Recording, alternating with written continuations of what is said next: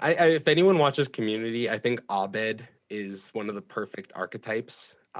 It feels like you're breaking the fourth wall in life all the time. Welcome to the Carla Show, a weekly podcast designed to dig into the lives of everyday people. People who are making a positive impact, people who have risen above and overcome obstacles.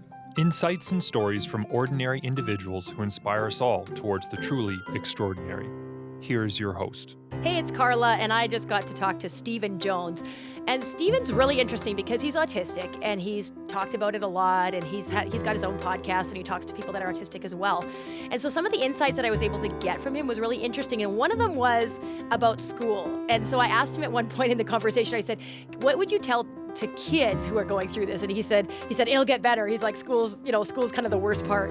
And I think we're talking about why that is, but he was talking about how, like, when you're autistic, it helps so much if you can kind of focus in on the things that you're good at. And school doesn't always help you do that. It tries to make you more of a well-rounded person, which kind of goes against the autistic brain a little bit. We talked a little about his creative outlets, and it was just really interesting to hear what he had to say. And he had some words to say to parents of autistic kids. So if you have autistic kids, or if you are autistic yourself, or if you know autistic people, I think you'll really get a lot out of this conversation. It was just really helpful for me to kind of learn more about what his world is like. Well, I have Steven Jones on this podcast with me today, and I'm thrilled to have him. And Steven, thank you so much for being here. Welcome to the Carla Rand Show. Yeah, thank you so much for having me. It's a pleasure. Yeah, and I'm glad that we were able to connect. And Steven, you live down by Calgary in Airdrie. And can you just tell us a little bit, what are you doing down there? Like, maybe what's your job, and just let us kind of get to know a little bit about who you are. My job, so I work full time doing what I call blue collar work. So it's called like an INR technician, kind of like a linesman for telecom companies. And then I also am doing, like my wife and I run our own business. So I'm doing product photography, product video, commercials like that. And then we're just doing stuff for fun too. Have a YouTube channel, trying to, I guess, spread awareness of mental health, as well as just do cool things. Have some fun. Yeah, have fun. That's good. Good. So is that a green screen? Do you have a green screen behind you there? Yeah, I currently have a white one over the green one. Yeah. Because we were taking photos for my wife. Yeah. But yeah, usually I use the green screen to do weird editing and layer like 5 of me into one video. Yeah, that's cool. I know I saw some of your stuff. And I have a question too, Steven, for you. Why are you called Steven the Panda on your Instagram? Well, the @ handle is by Steven Jones, but Steven the Panda it was kind of like my like weird arty name I chose. Okay. We went to the zoo and I just saw the pandas there, really resonated with the animal. Yeah. Don't know. They told us some facts and they're like, yeah, he likes, the male panda likes to be alone a lot and stuff like that. And he's like, he's a picky eater. And I'm just laughing, going like, yeah, it sounds a lot like me. And nice. Kind of just related to the panda. Yeah. Cool. That's good. Because I was wondering, I'm like, I wonder what that is. So yeah, thanks for telling us. So Steven, why don't you take us back a little bit, like to when you were a kid, where did you go to school? Where did you grow up? What was your young life like? Well, born in Calgary, but raised in Airdrie.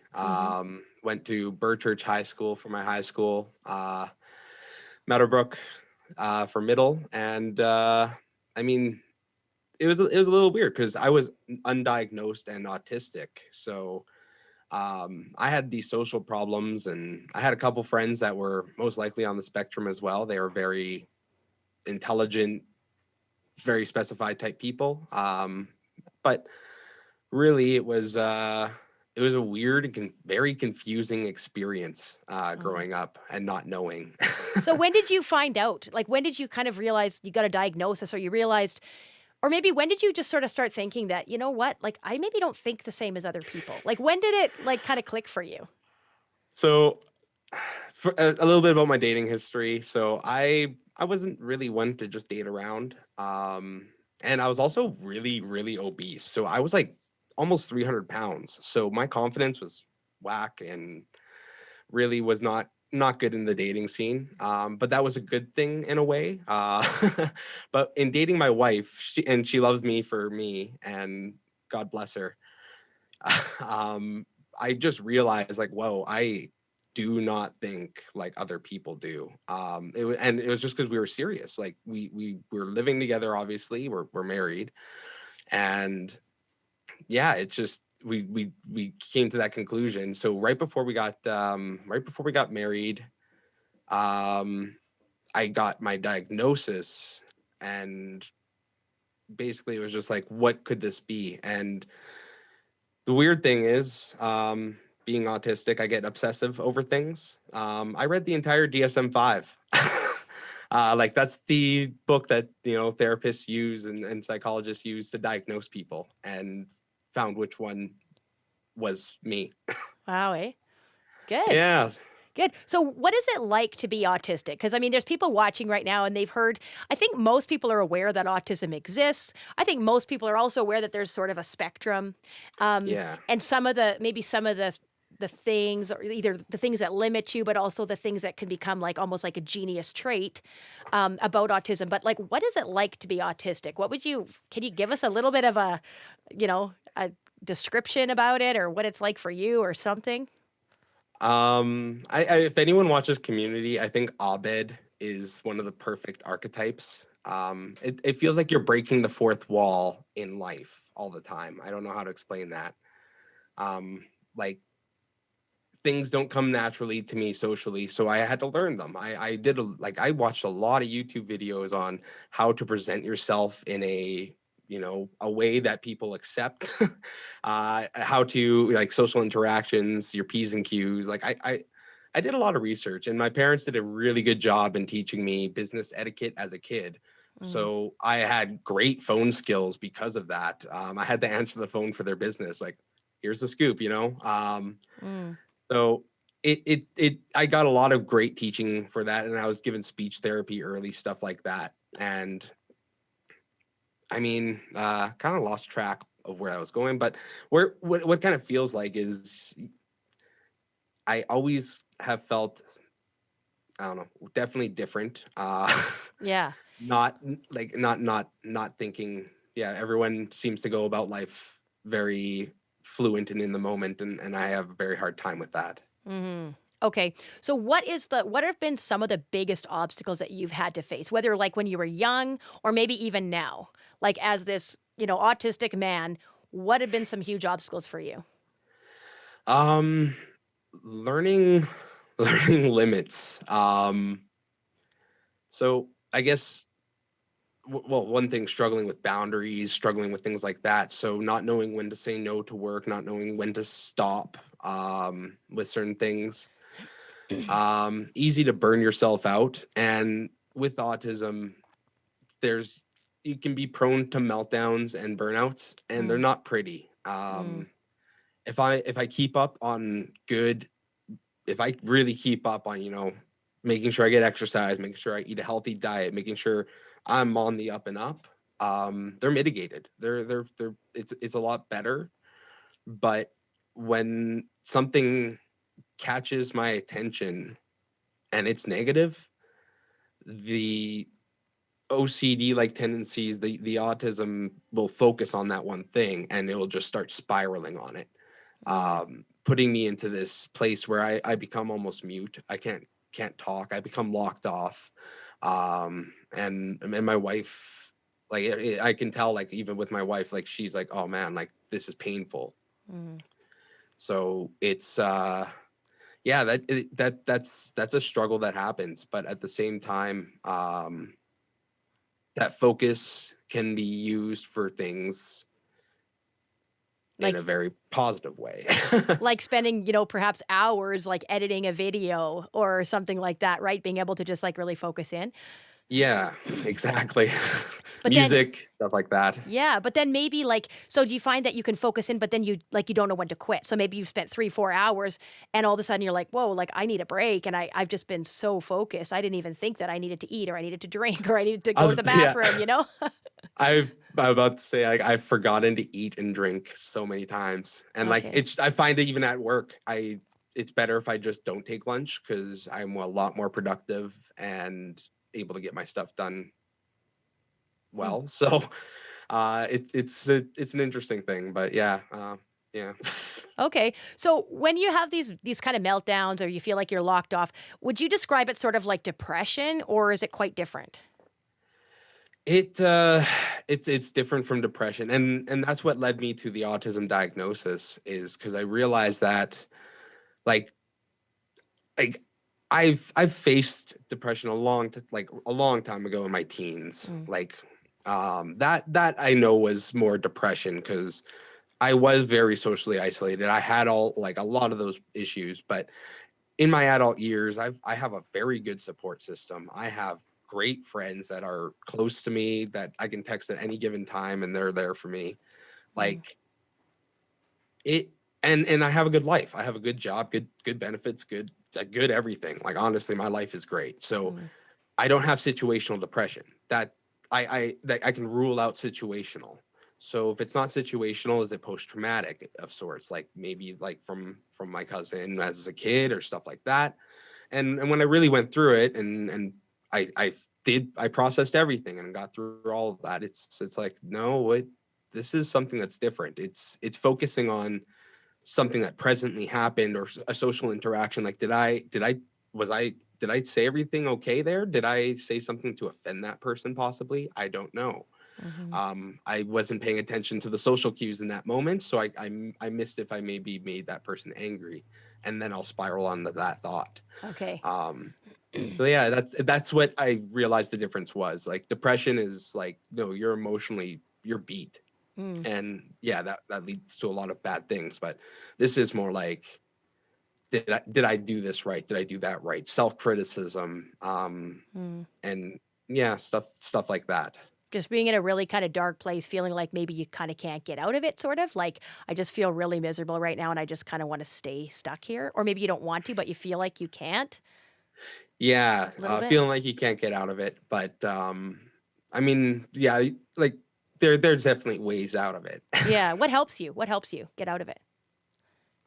Exercise is if you're really, I just picked up MMA, and that was really cool because Mm. that puts you into a place where you can't think about stuff. You have to be there. If you're not there, you're getting your butt kicked. Yeah. Yeah. Yeah. Running, like if you're running on the streets, and it's like, yeah, if you're not paying attention, you're gonna get ran over or whatever. Like there's exercise really just, it takes you out of that. Hmm. And it's really important. And making sure to not do things you regret, like binge eating. Like when I binge eat, a, like I eat the entire thing of ice cream. I know that's going to cause me to spiral because I'm going to think about it and I'm going to be like, oh, you don't want to put on all that weight you lost, Mm. blah, blah, blah, blah, blah. Not doing that stuff in the first place and having the discipline is the best thing. The best case scenario. Yeah. Best case scenario. But if it happens, I mean, the only way out is to break the cycle right away. Like wake up, take the dog for a walk. Yeah. First thing you do, or something like that. Have some routines and habits to keep you going. So, how did you lose the weight then? You said you were 300 pounds, Stephen? 278, I think, was the Okay. top I was. So pretty close to 300. I round up to be like, yeah, it's a shock factor. Yeah. But Yeah. I weigh 167 right now. Mm. Wow. Um, it was tough. I was working in the call center at the time, so I was very, very sedentary. Um, and eating, yeah, wait. Like I didn't know nutrition. I had no working understanding of nutrition, and I was just eating to cope with anxiety and like, being in a call center. Hmm. uh, so yeah, to lose it, it was really exercise daily. I picked up powerlifting for a bit. So worked on my squat, worked on my deadlift. Those were my two main things. Did that daily. Mm. And started picking up cardio and dieted like crazy. So I cut my calories way down, made sure to get all my essentials, Hmm. but like I cut the calories as low as I could get away with, really, How low were until they? I'm just curious. I got down, like some days they were as low as 1700. And as an active man, that's really low. Mm. But when I was reading the studies on morbid obesity, which was the category I was in, I wasn't just like, I can send you, like, you can look up photos. They're on my Instagram. Well, how tall Like, are you? If I know how I'm tall five, you are.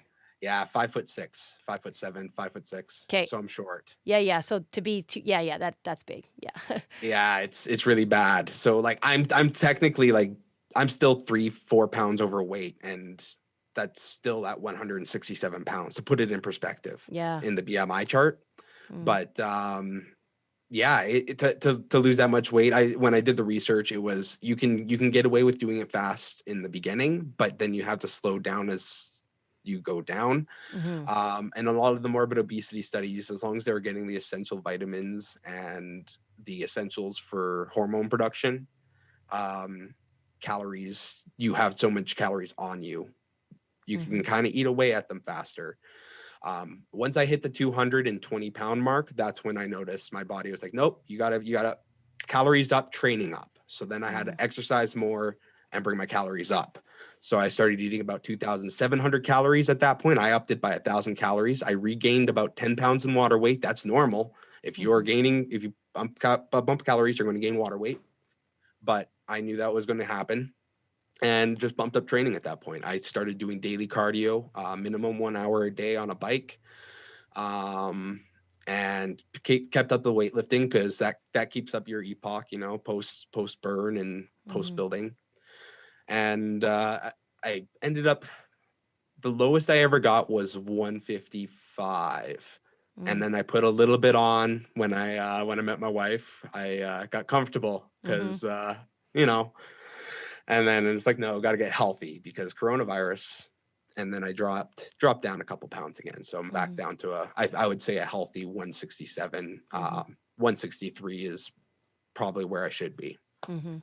But there's always kind of that spectrum, right? I think as long as somebody maintains that kind of healthy weight, it's like we don't Yeah. need to get right crazy to the number. But that's interesting. I'm glad you told me that because I'm like that really interests me. So what made you change? Like why were you suddenly like Steven's got to lose this weight? Like what kind of clicked in your head? Um, well, like I've I heard it my whole life. Like my dad was always telling me, which is actually probably a good thing he told me. I just wish he gave me the tools to do it. Mm. But like I've always knew I had to lose the weight, but I was like, I was really trying to make it as a musician at the time, playing music. And I was in a photo shoot and I saw this photo of me holding my guitar. And I'm like, oh gosh, I don't look good. I look unhealthy. Like I look, oh man. Like I was 20, 21, 22, 23. I don't know. I was around that age. Mhm. And like I was wearing a 40 something waist. It just, everything felt bad. Like I go to a clothing store, it felt bad. It like trying to buy shirts, I had to wear double XL shirts. Mm. I was 5 foot, like 5'6", double XL. Like that's insane. Like I wear them now as pajamas and they're huge. Mm. But Yeah. it it was like, it was looking at that photo shoot and I was just like, no, that's not healthy. And if I want to be in the public eye as a musician or a videographer, photographer, if I want to do anything in the public, I need to also be healthy and be a good representation of a, decent lifestyle. Mhm. Yeah. Cool. So then do you think that like I'm just curious, okay? So correct me if I'm wrong. Do you think that being autistic and having some of those OCD tendencies actually helped you lose the weight or no? Oh, 100%. It was a Okay. numbers game. Right. Okay. Because I could count those calories and I'm like weighing things out, and it was obsessive. It was Mm. 100% obsessive. And um, I mean, I it was also a struggle when I got down low enough Mm. to stop it. So they then became that, and then it was like, how do I figure this out? How do I do that? And that's when I had to switch to mindfulness, Mm. Yeah. and feeling out what's right and what's wrong for my body. Mm. Um, because yeah, it was when it's all about the numbers and you're a numbers person, or you're a competitive person like myself. Like I got really focused, and it's like I have to beat this, have to reach this goal. Right. Um, yeah, you get like that's it can become a superpower for sure. Yeah. I can achieve goals. Yeah. So what are some goals that you've achieved in your life that maybe be like that you maybe would have had a harder time achieving, but because of your autism, because of the OCD, that it's actually been maybe easier for you? Or like obviously the weight loss is one of those. Is there some other goals like that? Um, Because I'm just yeah, wondering. Yeah. I bought my first house at 23. Oh wow. So that was something I was focused on like right at 16, 17 years old. I'm like, no, I got to have a house. I got to buy my own property. Mm, And like that's not a small thing to do no. with in Canada, especially with our first home buyer laws, stuff like that. Mm-hmm. Yeah, like when it comes to like I get a goal, and if they're small and obtainable and I reach them, and it's just like I get this huge rush, and it's just like, man, I can't believe I did that. Mm-hmm. Um now it's like trying to step things up more and more, and yeah, I don't know, like making sure I have that challenge too, because I realize when I don't feel challenged, I can get into a place where it's apathy. I like like I'm going through the motions of life. Mm-hmm. Having to have some form of mental stimulus, some form of challenge is a necessity for that Okay. focus. So if you were at a call center, that maybe wouldn't be the ideal job for you? It wasn't, no. Yeah, yeah. I'm one of those people who can do like four things at once, and I wasn't able to. Yeah. Yeah, yeah. Okay. So Yeah, well, can you tell us, like, I would say, like, on the spectrum, then, Stephen, you're probably a fairly high functioning autistic, like on that yeah, spectrum. it's so they have level 1, level 2, level 3. Autism is the diagnosis. Hmm. And I'm the one that is in need of the least amount of support. Right. Really, I still do, like, I still have coaching when it comes to, I have regular therapy sessions on how to do social interactions and keeping those things up. Like, oh, this is what that person probably thought in those moments. Things like that. But it's yeah, it's not a huge support needs. Like I don't have. It's not always an issue. Mm. Yeah. And how does your wife handle all that? Like, is it, I mean, was she pretty aware of it when she met you, or did she have to kind of figure it out as she went? She knew, like we had a good talk right off the bat, because one thing with autistics, we're very honest, Mm. and we don't want to play the games. Mm-hmm. So we, like, right off the bat, I'm like, yeah, here's everything. Here's like how I'm feeling. Here's what I'm like. Here's my downfalls. Um, and yeah, she loved me in it. So Mm. uh, right,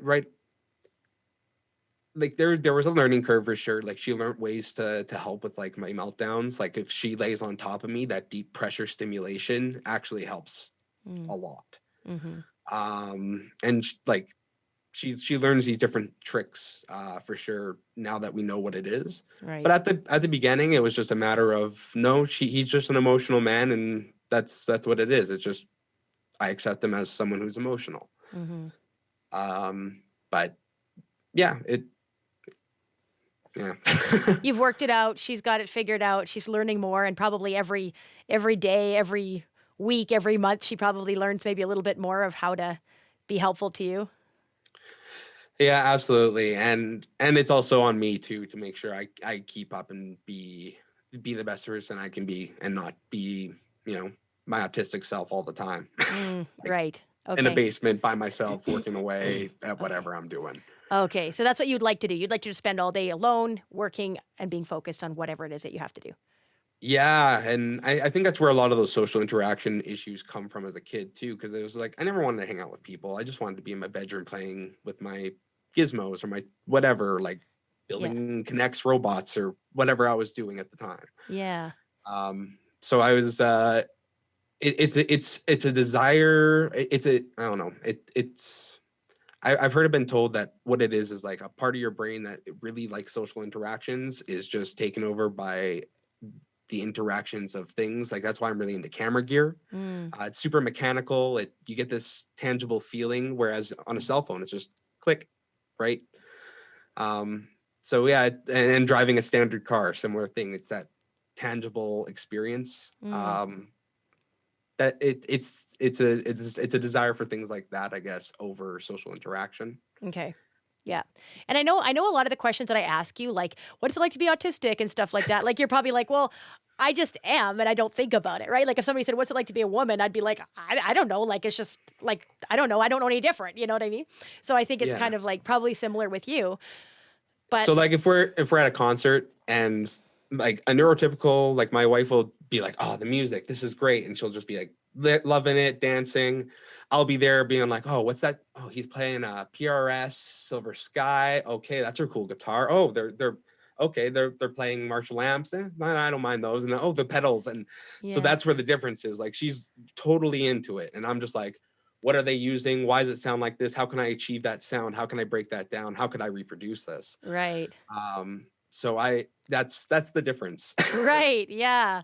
Well, that's cool, that's interesting, and I would say too, like, wouldn't you probably say that, like, if there's, 50 autistic people in a room, they're probably all gonna be slightly different. There's gonna be introverts and extroverts, people that are maybe a little more detail-oriented with, like, uh, things like what you're talking about, like music equipment or equipment, whereas maybe other people are more detailed-oriented about, like, what people look like or how they're thinking, or I don't know, like, would you say that that's true? There's just so many different ways to be autistic? It's hard to sort of have this broad brush and say, "This is what it is to be autistic?" Yeah, and I think that's where the term spectrum came, because I think female autistics, they don't get a large representation. They largely go undiagnosed, Mm, because they do get obsessed over social interaction. mm, So their autistic special interest tends to be social image or popularity. They go undiagnosed, completely undiagnosed, and those are the people that I don't know. They're always, I don't know. They're very creative in their industry, and I think a lot of these business women have like ADHD, autistic like tendencies, but because women are just so much better at socializing naturally, mm, neurotypic, like when you look at the neurology, sorry. mhm.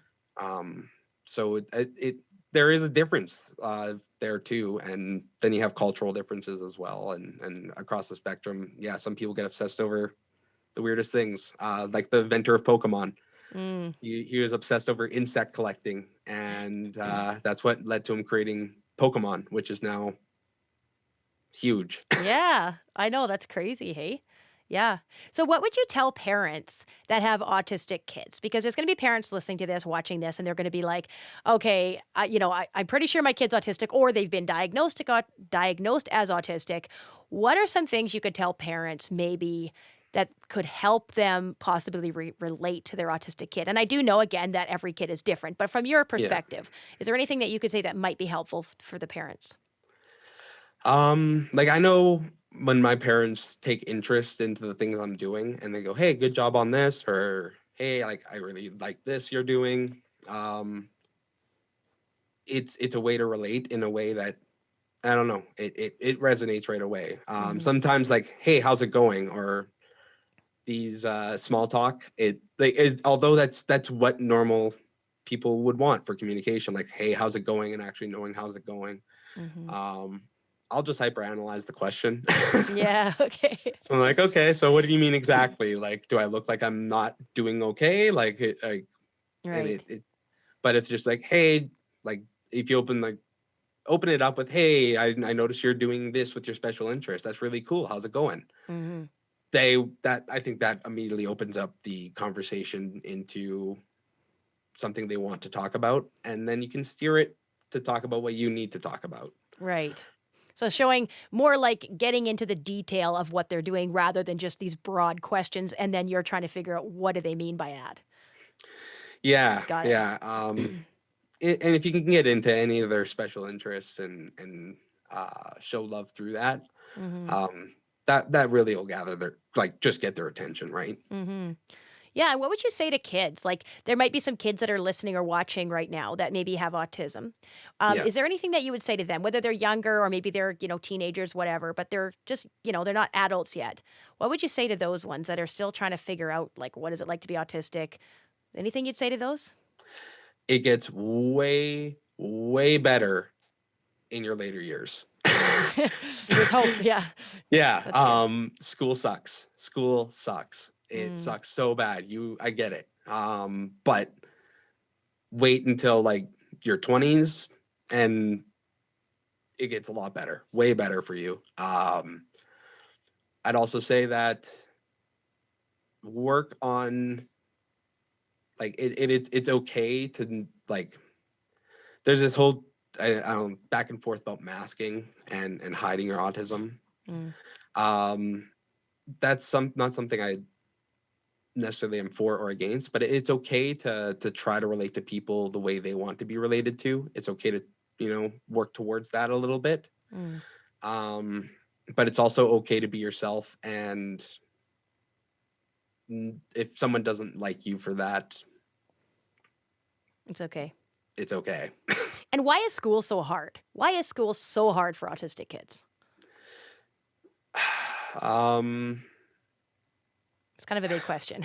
it's a big question. Just So keep, yeah. I'm trying to like some of the things I got made fun of, which now that I think about it is like kind of silly because it's like more like accomplishments. Mm, Like the fact that I was like always failing but passed the test, so people would like be like, "Oh, what the heck?" and they'd make fun of me for stuff like that. mm.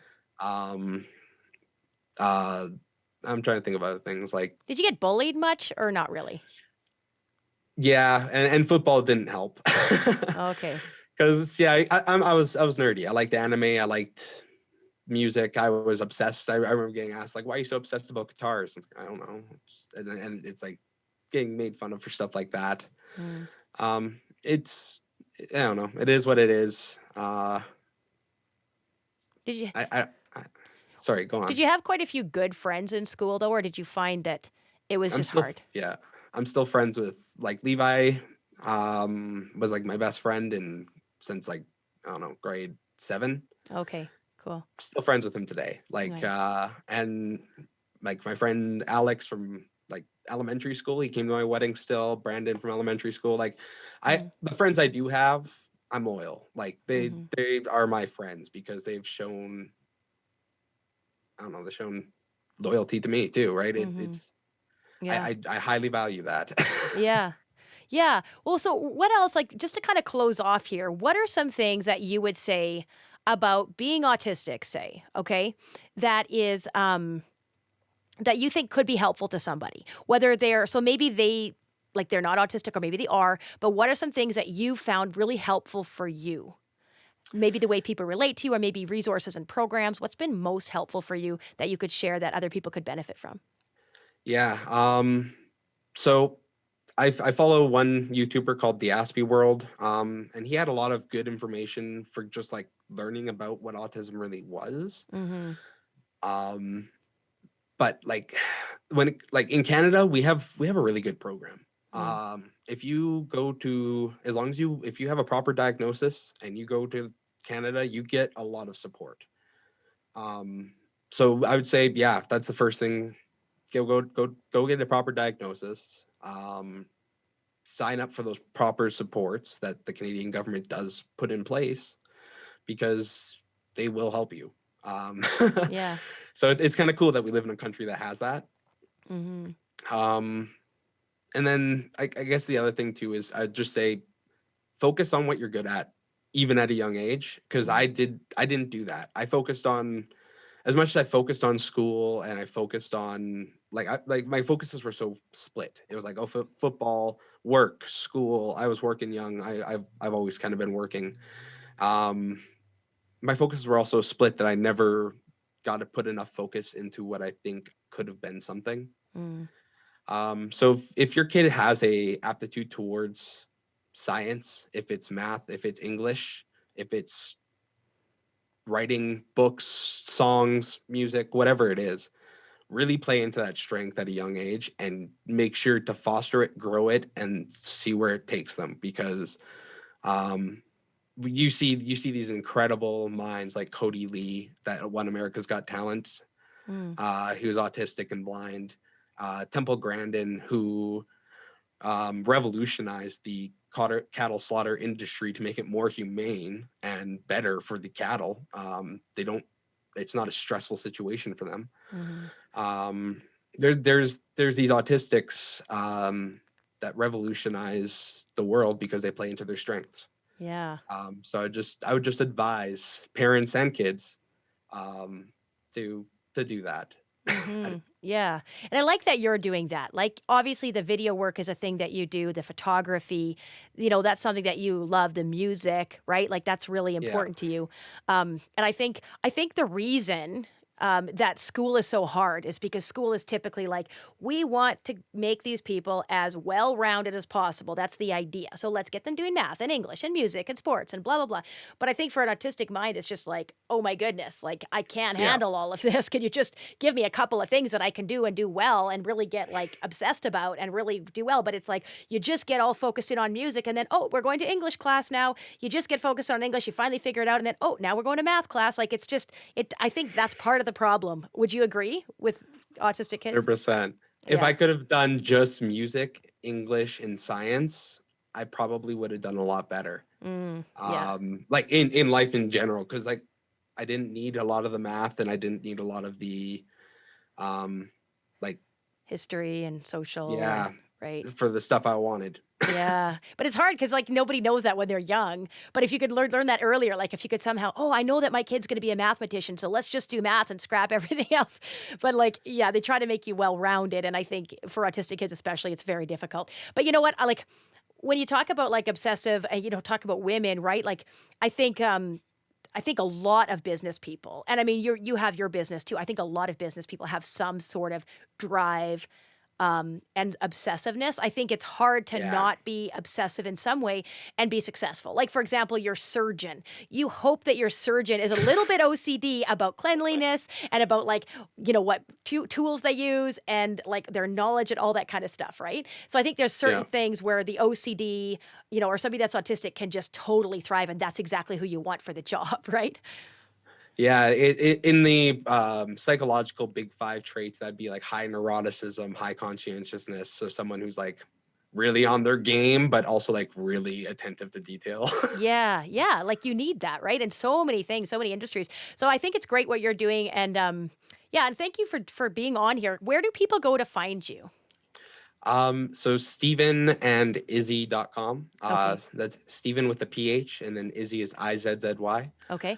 That has links to all of our social medias. All of her stuff that she's doing, all the stuff that I do. We're both kind of like independent contractors that work under one company. So, Okay. So what kind of people are you looking for? Like, so somebody wanted, like, who could you help? What kind of business person or what kind of companies would you be helping? I'm really big on product photography. So if people have products of any sort, I would love to do stuff like that. Or if you're a charity in the greater Calgary area, and like I wouldn't mind doing like a film and that type of stuff, right? Help out, just try to help local businesses, help local charities. I just bought like this in Safeway because it's a local coffee roaster that money goes to helping the homeless. And it's like, oh, let's make a video on that because that's stuff I like to support and stuff I get behind. So Nice. yeah, if you have anything like that, if you're doing anything on those lines, feel free to reach out to me. Emails on our website. Yeah, thank you. And if somebody's struggling with autism or they're not sure, they have questions, could they also reach out to you and you could maybe point them in the right direction for some resources? Yeah, Instagram is where I'm most active. Okay. So if you DM on Instagram, I can check my general message inbox and make sure to respond. Okay. Or comment on Facebook posts. Okay. And what's your Instagram handle again? By BY Steven Jones. So By that's Steven Jones. STEPHEN Jones. Okay. Awesome. Well, thank you so much, Steven. Thank you for sharing it. Really enjoyed our conversation today. Yeah, thanks so much for having me. That was awesome. Yeah, you're welcome. This episode is brought to you by my company, Power Fitness Online.